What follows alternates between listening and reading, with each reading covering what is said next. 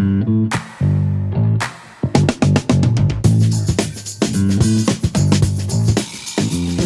to the latest edition of the Omni Talk Spotlight Series, the series that highlights the people, the companies, and the technologies that are shaping the future of retail. I am one of your co-hosts for today's interview, Chris Walton. And I'm Mezzenga. And today we are exploring a topic that just keeps coming at us, Anne. I think that's the best way to put it. Wouldn't you agree? Yes, absolutely. I mean, this is by far one of the places that we are hearing AI brought up time and time again. So I'm excited to have these folks on the call. Yes. And so without further ado, that topic is how generative AI can be used to bridge the gap between the physical and the digital worlds to give consumers more confidence in the purchases they make online. But at the same time, and this is also important, to do it in such a way that the operational costs and the time required from retailers are also drastically reduced. So to discuss this win-win with us, it is with great pleasure that we introduce to you now Sravanth Aluru, the founder and CEO of Avataar, alongside Avataar's SVP of Creative AI, Jane Rawnsley. Sravanth, Jane, thank you for joining us and welcome to Omni Talk. All a pleasure, Chris, and warm hello to your audience. Thanks so much for having us. So great to be here. We're really excited to have you. I especially am. I come from a background of creative, of producing photo shoots for products. So I cannot wait to have our audience, especially those who were my former partners in crime back at Target Creative, to listen to this and to really get an understanding of just where this has gone from, having huge studios set up for one product shoot and multiple days of shooting, now cut down to quite a significantly smaller effort. So let's get started here. Sravanth, I want to discuss really what Avataar is and what it is that you are doing for the people that I just mentioned with the product. At a 10,000 feet view, we at Avataar are kind of merging the power of AI and computer vision together.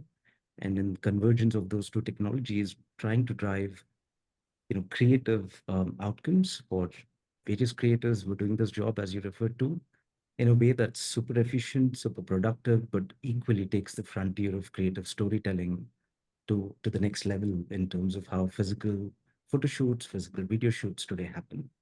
And from that perspective, I would say that we have two mission statements that we focus on. One on the creator side of the story, which is making them superhumans at some level. Yeah. And the second, the actual end consumers who are purchasing online, for example, and bridging the huge divide that you see today between how digital product discovery happens versus how one consumes or rather shops in a physical store. And Sravanth, is your background in image generation, in technology, how did you kind of come to create this product or feel like there was a need for it? Yeah, that probably got in love with the computer vision and the AI side of the equation right at the on career. If you remember those multiplayer tennis games on Xbox, I think I really discovered the power of the third dimension and the power of spatial storytelling, lack of better words.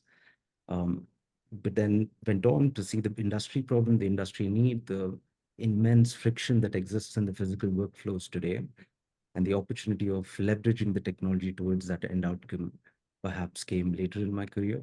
But that's how Avataar came about, and at least at an idea inception level.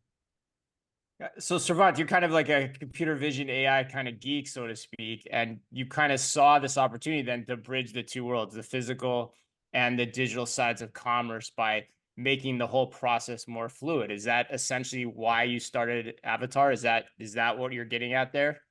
Yeah, that's right, Chris. And to be honest, I think we've surprised ourselves because I feel today some of what we're doing surpasses what physical offers. And so it's quite interesting. While we started trying to bridge the digital divide and with the physical world, we're probably now surpassing the creative storytelling power that even physical photo shoot offers to creators. Interesting. Okay, there's a lot of meat on that bone, Ann. I can't wait. I know. Oh, that's a great tease. Nicely done, man. Wow. All right, Jane. Well, let's go to you because you're the operator. I mean, you have prior experience at Wayfair, Williams Sonoma. So Sravanth just teased it really good, really well there. So but if I go to you, what does what he's describing actually mean in practice in your mind from the perspective of the operator? Yeah. Yeah. So Chris, this is my first role in technology. Like you said, Right. I've been in retail my whole career. I've seen the industry grow up from film to digital, digital to CGI, and this is just a net new tool in the toolkit, right? Yeah.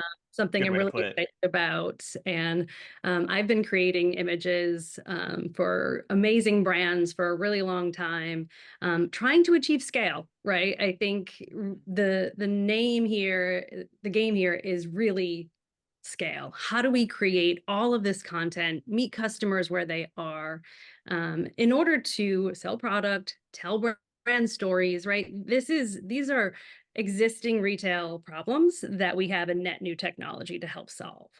What Sravanth is alluding to, though, is what else this unlocks, right? Let's not just solve existing problems. Let's create net new experiences. And that is really what the unlock is here and what's so exciting about the technology. And so really excited about what that means for the customer journey. So Jane, explain that a little bit more. So when you say like what the technology unlocks and given your background, like what type of assets are we talking about? You talk about the need to scale content, and it's particularly in the e-commerce area where there's so many SKUs and the long tail is so long at this point. What type of assets are you needing to create? Can you go into that a little bit more for us? Sure thing. So the existing problems are JPEGs and MP4s, right? We all know that we need to represent product online. We need silos, detail shots, lifestyle imagery.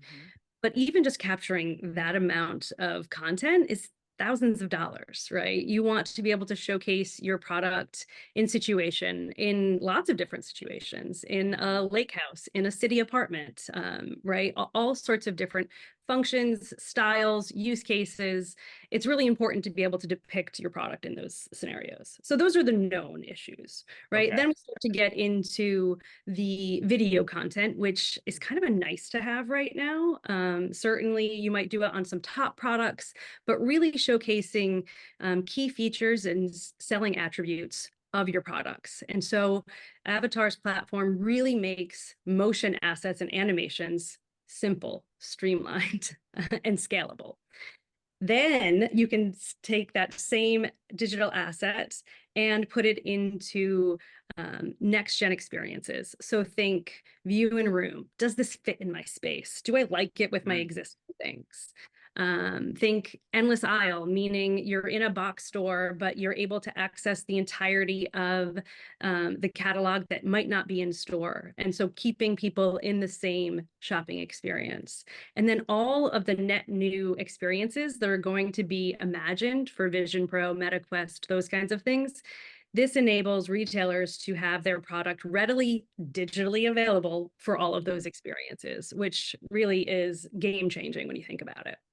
Got it. So basically what you're saying is like you can go from still assets to lifestyle imagery all the way up to the most immersive product explorations via the greatest 3D environments or augment or virtual reality environments too, depending on which direction retail ends up going. But my next question though is what does it take to actually do that? Like what do you need to start to make the technology work and to scale the assets in that direction? Yeah, it's really amazing because the inputs are so minimal. Really, we Okay. need product representation, right? And so this comes through as a handful of silo images of a product. We are digitally recreating that product, and so we need to be able to reference all of the attributes. So with a handful of silo images and the dimensions of the product, our creators can really go from there and just take it from Wow. there. So there's no Right. like spinning product on like trying to get, I mean, I remember this Yeah, right. at Target, like when we were taking like we were like taking wheels off of rollerblades. I kid you not, to just be able to like form this 360 rolling product view so that we could get that captured. So what you're saying is you take these individual silo images, and then the dimensions and enter that into the Avataar platform, and that's creating this 3D. Yeah. model. Yep, we've got amazing creators who take that information, and we're really helping them along that creation journey to make it faster and smoother, smarter, so that they're spending less time doing redundant details, but really you've got that human quality control on the other side of it. It's so important that these 3D models are completely digital twins of the actual product, because from there, once you have that, we have all sorts of ways you can create experiences, from imagery to images to AR and VR experiences. So Jane, walk me through like the process then. I'm still in shock. So explain to me like, so a little bit about like, you know, how, or if you have an example of like a retailer that you've worked with, or even in your own experience where you've kind of taken this and brought it from here's the product, you know, images that we have, basic product images. Like, walk us through what that process looks like with a brand or retailer, if you don't mind. Sure thing. So let's take a bed frame as an Okay. example. Great. It's expensive, Whoa. it's oversized, right? Yeah. It's heavy, it's huge, it requires assembly usually.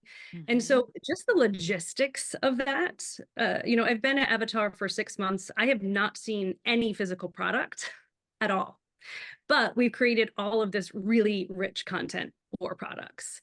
So using silo images, right? So a handful of images that truly depict the product, right? How is the bed frame constructed? Are there slats? Is it, you know, what is the construction and function of the bed?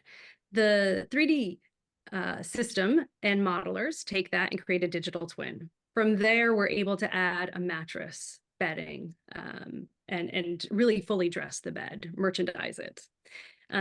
We can capture additional silo images and detail shots of that product, really filling up the tray, right? So think PDP tray to sell this product, but then we're able to create lifestyle images around it. And so this is really where the savings starts to compound significantly, right? You know, you want to show this bed, and in previous retailers, we've maybe got one single shot of a bed frame because it's so cumbersome and so heavy to execute.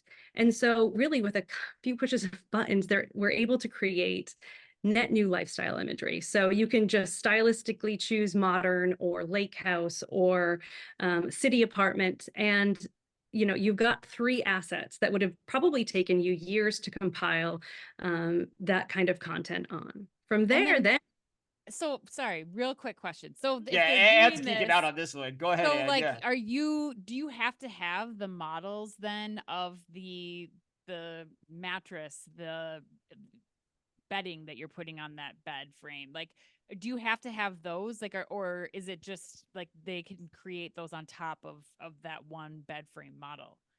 we're not quite there yet. I much prefer the quality assurance of having those Yes. models, right? And Right. combining those products. You can Right. imagine that a lot of retailers want to cross-sell that as well, right? Right. And so it's important to be able to put those product pairings together and then create the scene around it. Sure. But you know, so we do have a few key points where we are definitely controlling the process where it really matters for retailers, and we're custom building this process and this platform for retail needs.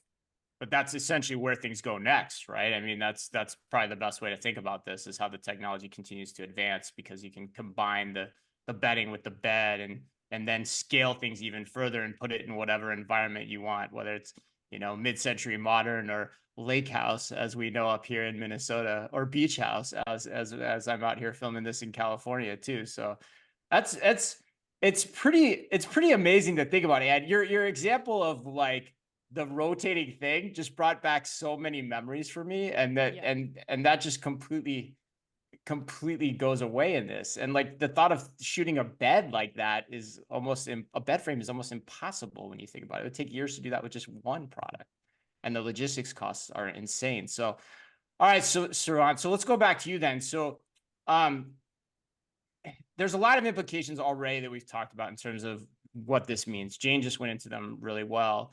But I want to touch on something she also mentioned, which is she also touched on the spatial product exploration. Do you both, and Sravanth, I'll start with you first, but do you guys see retail and consumer experiences really evolving to be more spatial in the digital world here in the future? Yep, Chris. And in fact, I think it's happening as we speak in the today's 2D formats. I'll give you an example. In case of a spatial video, as we call them, you're really bringing the power of animations, like Jane referred to, spatial storytelling, as I was referring to earlier. Think of a refrigerator door opening, you talking about the ice maker machine inside. Think about, say, exploding a watch, talking about the gears and the functioning within. And for different kind of consumers contexts, purchase contexts, you can actually perfectly hit the emotional connect in terms of what they're looking for and offer them a far richer utilitarian understanding about the product, right? And that's happening as we speak. We could package it into videos that kind of show you a watch blowing out, or, you know, like you said, the future seems to be more and more 3D as we think of evolving form factors like Quest, Vision Pro, and the others. I think still early days, but you probably see this 2D shift into 2.5D, as we call them, which Huh. is in your phone, a flat screen, dropping a couch in your space on your mobile phone, right? We call it 2.5D because there's still some degrees of freedom that are missing, but that'll probably evolve into through 3D immersion where you'd hardly be able to distinguish between digital storytelling and physical storytelling, kind of superimposed in many different forms, as you'd imagine. So Sravanth, that's an angle I hadn't thought about too in the initial part of this discussion. So in addition to the scalability of just the general assets you need for commerce, there's also the scalability of the marketing and being able to do the marketing differently too, through what I think you said at the outset was animations. Am I thinking about that the right way too, in terms of this scaling the marketing and the way you can talk to the consumers in new forms and new forms of media too? Yeah, that's right. The way we think about this, Chris, is there is a clear here and now cost savings that we can drive. Think of the cost savings that we'll drive for a physical photo shoot. Imagine the lifestyle spend that's going on and being able to do that virtually. But then while you do that, we create the foundation on which you can then start building a lot of leverage as you think forward. For the shelf life of the asset, you could create multiple marketing videos, telling different stories, maybe seasonally changing Christmas videos, for example. And equally, think of all the future formats of visualization that are emerging today, starting from a 3D viewer on a phone or a AR kind of a use case that has applications today, down to a future use case of wearing a Vision Pro or something of that nature in a physical store. And like Jane said, getting all the digital infinite aisle onto the store in the floor space right in front of you. And how do you think about that from the marketer perspective Well, too? yeah, Because it like was, I yeah. think it's an interesting. Well, the one question I want to ask you is I think it's an interesting angle too, because when you take it from the product perspective and then extending what you can do with the product through animations, it does enable you to scale the content more in a larger way because you're not having to deal with like words on a page. If I think about that and how brands extend across nationalities visually, like that's also a really important part of this story, I think. How do you think about that Yeah, though, Anne? well, I was just gonna ask, Sravanth, how do you kind of, one key thing that was really important to us at Target as marketers was like, how do you make sure that you put this product in a lifestyle image that resonates with the brand, that has the brand's voice? Like, how are you helping retailers to make sure that when I am doing real time, like I want this version to be in a beach house, I want this version to be for the like Latina mom, I want this version to take place like with this, with a completely different family, and they are going to be in a winter scene. Like, how are you ensuring that, one, there's differentiation, then making sure that it's speaking to my brand, my audience? How are you making sure that it's not like replicating the same scenes if, say, like Walmart was going to do Mm. a similar thing? That's a great question, Anne. And like we keep telling ourselves, we're not in the business of creating visuals. We are in the business of Okay. helping sell better product stories. And that's the job that Jane kind of heads for us. So maybe let Jane come in at this point. Yeah. So I think there's some really great advancements here, which is Okay. really exciting. So one of the big things that we're seeing emerge is our ability to ingest a brand's existing imagery and Okay. create a silo of that data set. And so Okay. it builds on the data set that we already have, and also, is walled off from any of the other content creation. But we're able to weight that input of those images of that brand, Yeah. weight that so that the results that you get out become more like those images and continue to perpetuate the brand. And so, really it's about the prompting. And I'm sure if you've done some research on AI, it is about the prompting, right? How to create the right prompt. But it's also about the data set. And so, we're really careful about the data that we have and the data that we ingest, so that we are building and telling brand stories going forward. So take me through now, because all of my friends who are art directors and copywriters and who are, creative directors who are setting these scenes up, explain for me a little bit about how they're involved in the process now, and where you still need a human involved, and how this is kind of optimizing their workflow and at the same time saving money for the retailer, really. Yeah, this is a scale play, right? The planning process, the creative process is pretty similar when you think about planning and concepting. It's the Okay. execution that is completely truncated here. Okay. Around, okay, so this is the vision and this is how we're going to do it. And the ability to go to a single platform to create this number and this quality of assets in a turnaround time that is Yeah.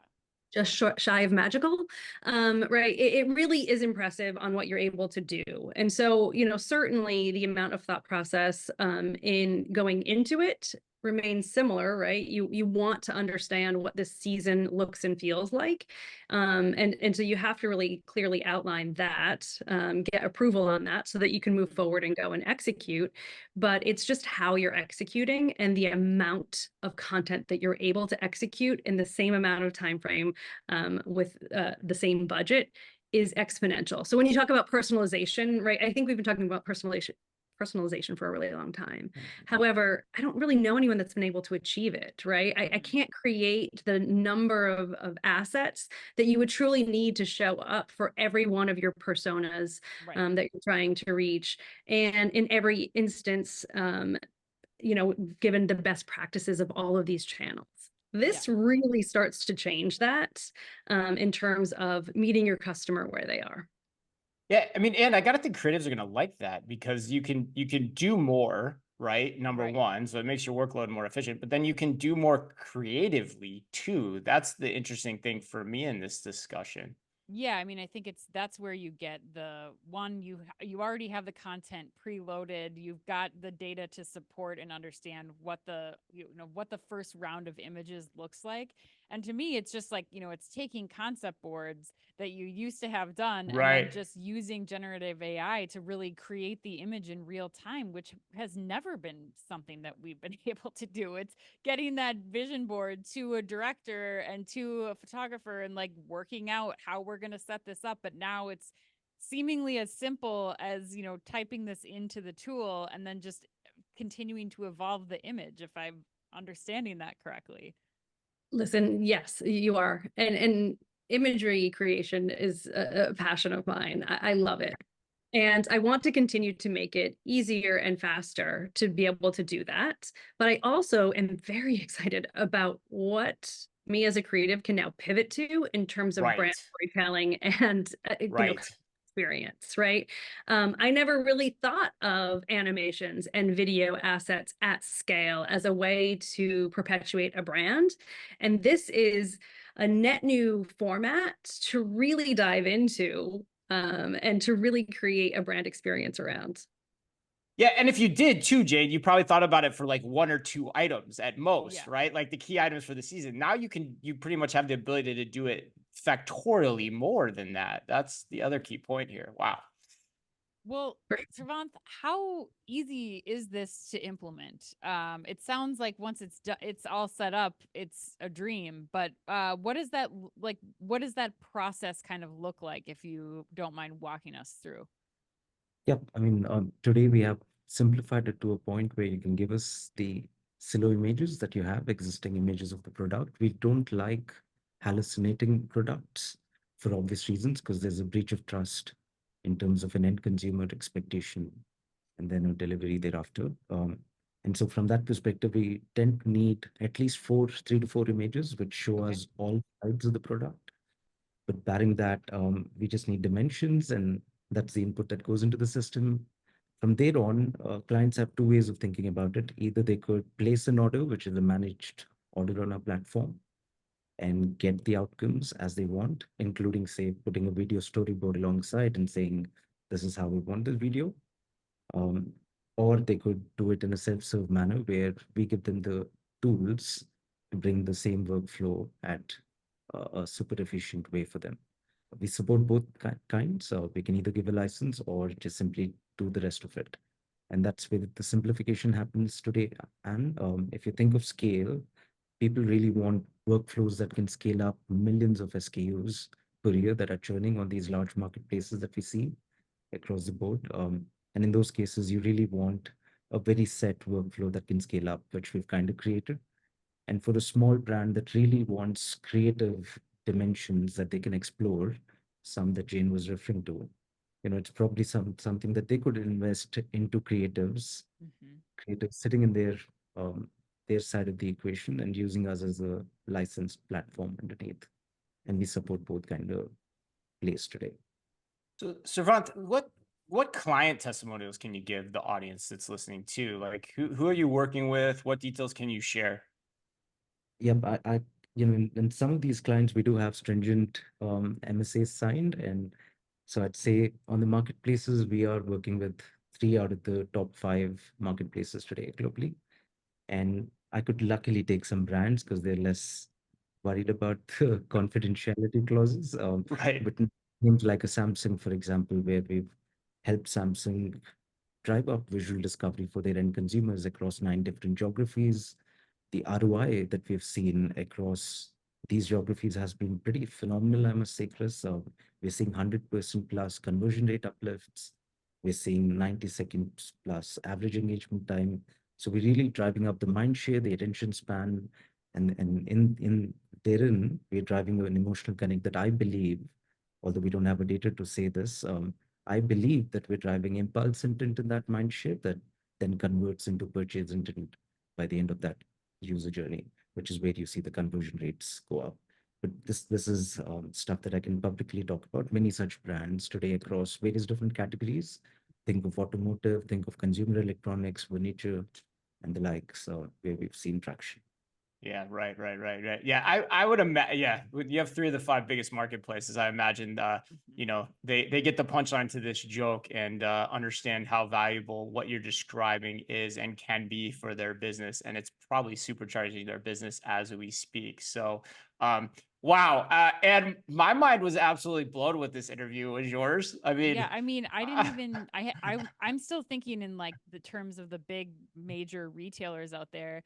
I didn't even think until you said Sravanth, like just how valuable this is to those independent brands who are right. just selling for the first time in these marketplaces and can't compete, like their images won't look as good as the major CPGs out there or something. Like they just don't have the resources, but now it sounds like they can, and that's better overall for the consumer. It's better for the brands, for the retailers, for the marketplaces. Like just a really cool advancement in technology that we're just really fortunate to be able to be a part of, Chris. I don't know. That's why I love our job, man. I love our Yeah, job. And it's this the beauty of is crazy. software at the end of the day. I mean, that's what we're Yeah. talking about here. It's the beauty of software. But yeah, I mean, so Jane, I mean, before we let you go, if people want to pick your brains, either one of you, pick your brains, learn more about Avataar, what's the best way for them to do that, for them to get in touch with you? Because I imagine a lot of people will want to after hearing this conversation. Great, love that. I can be found on LinkedIn, Jane Rawnsley Peterson on LinkedIn. Also, our website is avataar.ai, which is AVATAAR.ai. Awesome. And for those that want to see more of what we just discussed, because there is a definite visual component to this, you can also check out the link we will post in our show notes that showcases everything Sravanth and Jane just described throughout this conversation. And definitely check it out. It's some pretty cool stuff, if I use a good word to describe it. There's a different word I'd like to use. Cool but stuff. yeah, I don't know how to say it with the asterisks that I usually put in my LinkedIn post, but yes. For sure. We get where you're going. Definitely excited to check out that link. That wraps up our conversation today. Thanks again to Sravanth and Jane of Avataar for sitting down with us today. And on behalf of all of us here at Omni Talk, as always, be careful out there.